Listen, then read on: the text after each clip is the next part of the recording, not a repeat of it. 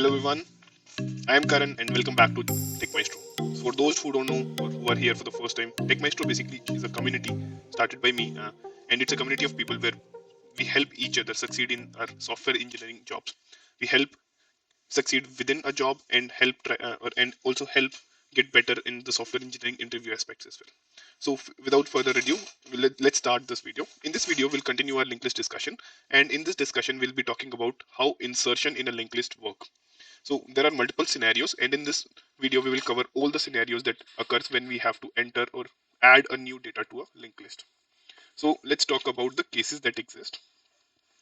We will try to cover all the cases. So the first case that we will cover is inserting into an empty linked list.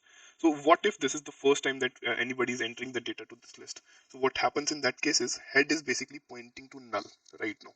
So what happens now is, let's say I have to add some data, let's say 51. Now add 51 to list. This is the problem. So now what we'll do is we create a new node. What is a node? We discussed what a node is in our previous video. If you don't know that, just go and check it out. The link can be found at the top here or here somewhere on the top.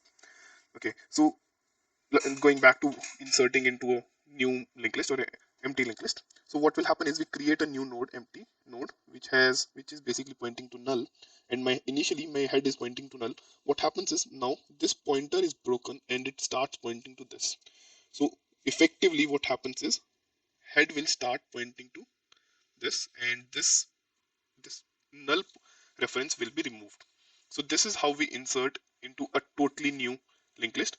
Here we are only considering head. If there was tail as well, so what would have been happening is tail would also have been referring to a null, and now this will also break, this link will also break, and it will also start pointing here, and the node would have become something like, or the linked list would have become something like this. My tail points to this, and my head also points to this. So this is my first use case.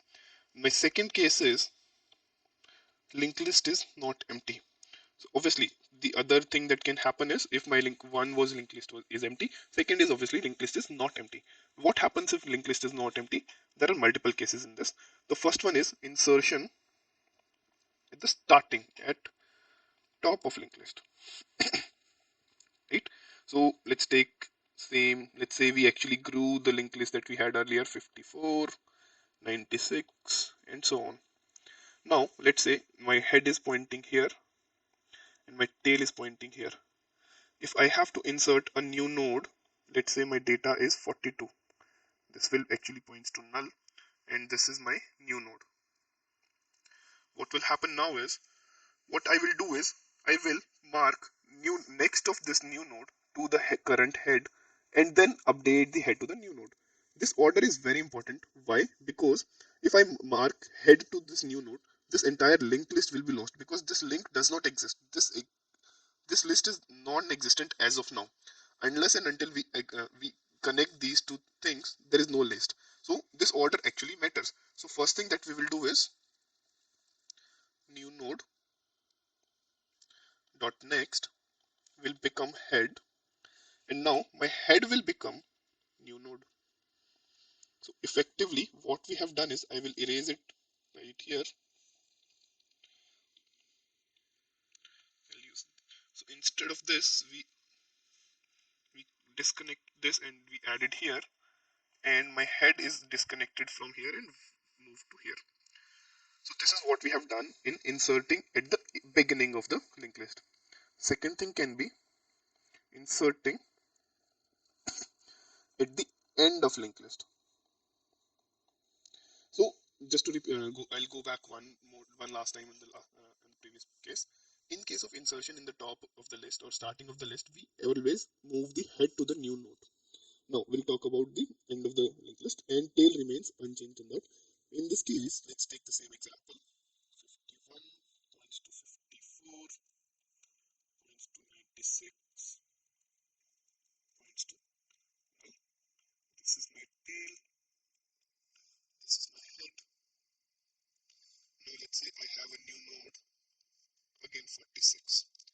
So now what I will do is, this is my new node.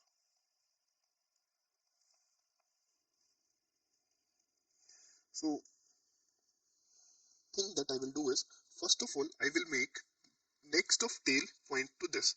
So instead of this, I will break this loop link and I will point it here and then move tail.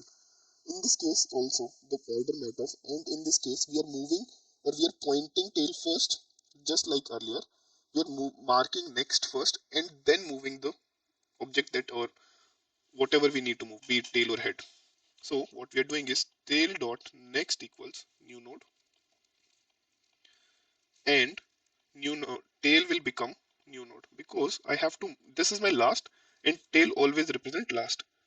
So what I will do is I will break this and I will start pointing here. Tail will start pointing here. So this is my second case. Third and the last case is two nodes. Taking same example again. 54, 96. Let's say if I have to insert a new node, again 46, between 54 and 96. So now what will I do is, first of all, I will reach 54. I'll use a pointer and I will reach this 54 by pointer here, because it will be given that you have to insert it after this point. Right? Once I'm here, what I do is first I mark.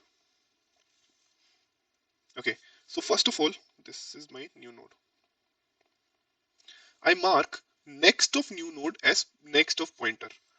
New node next equals pointer next, and then pointer next equals new node. Why did I do this in this order? Because if I do pointer dot next equals new node, I will be breaking this link, and the same problem will occur that we were discussing so far. We will actually lose this entire list, and we don't want that situation.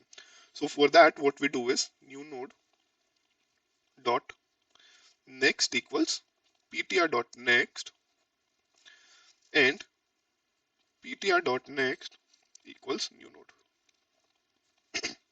So if you see, in all the cases we have always marked something as new node at the last, because we don't want to lose the link between existing link list. So this is the reason. So that's about it. So this is the today's video. These are the three cases that occurs when we insert data into a linked list. So that's about it. If you like the video, please hit the like button. If you need some help, or if you want me to consider some special topic, or any topic that you want me to build a video on, please write in comment, or anything that you want, just comment on the video and let me know how you feel about the video. Thank you so much for watching. Don't forget to subscribe to the channel and join our community for more such amazing videos and a lot of other things that is there to offer in the TechMaestro community. Thank you so much. See you in the next video. Bye bye.